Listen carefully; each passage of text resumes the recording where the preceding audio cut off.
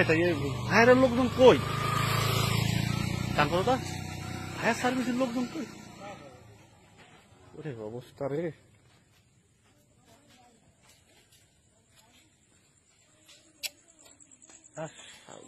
ধরা হয়েছে তাহলে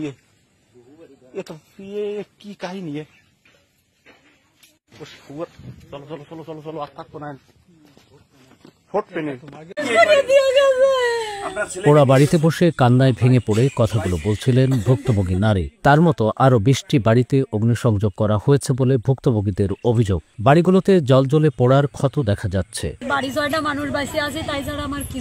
দেখছেন যশোরের অভয়নগর উপজেলার ভবদহ অঞ্চলের ডহর মশিয়াহাটি গ্রামের ঘটনা। 22 মে বৃহস্পতিবার রাতে একদল লোক গ্রামে ঢুকে বাড়িগুলো তছনছ করে দেয়।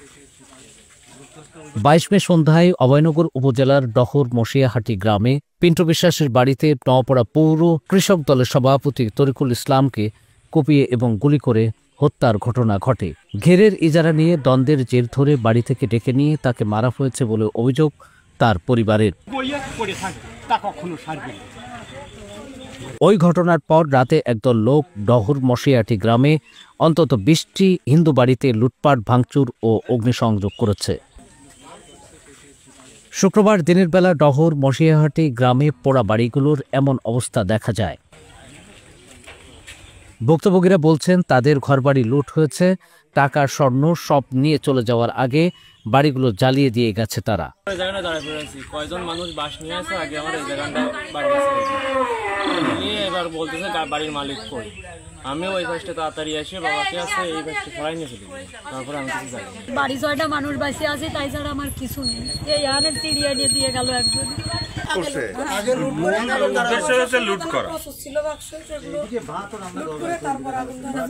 ডহর মশিয়াহাটি গ্রামে হামলার শিকার বাড়িগুলো পরিদর্শন করেছেন বাংলাদেশের বিপ্লবী কমিউনিস্ট লীগের সাধারণ সম্পাদক ও ভবদহ পানি নিষ্কাশন সংগ্রাম কমিটির প্রধান উপদেষ্টা ইকবাল কবির জাহিদ। অভয়নগর থানার ওসি আব্দুল আলিম বলেছেন, মাছের ঘের সংক্রান্ত দ্বন্দ্বে তরিকুল ইসলামকে গুলি করে ও কুপিয়ে হত্যা করা হয়েছে। ডহর মশিয়াহাটির পরিস্থিতি নিয়ন্ত্রণে আছে, সেখানে পুলিশ মোতায়েন করা হয়েছে।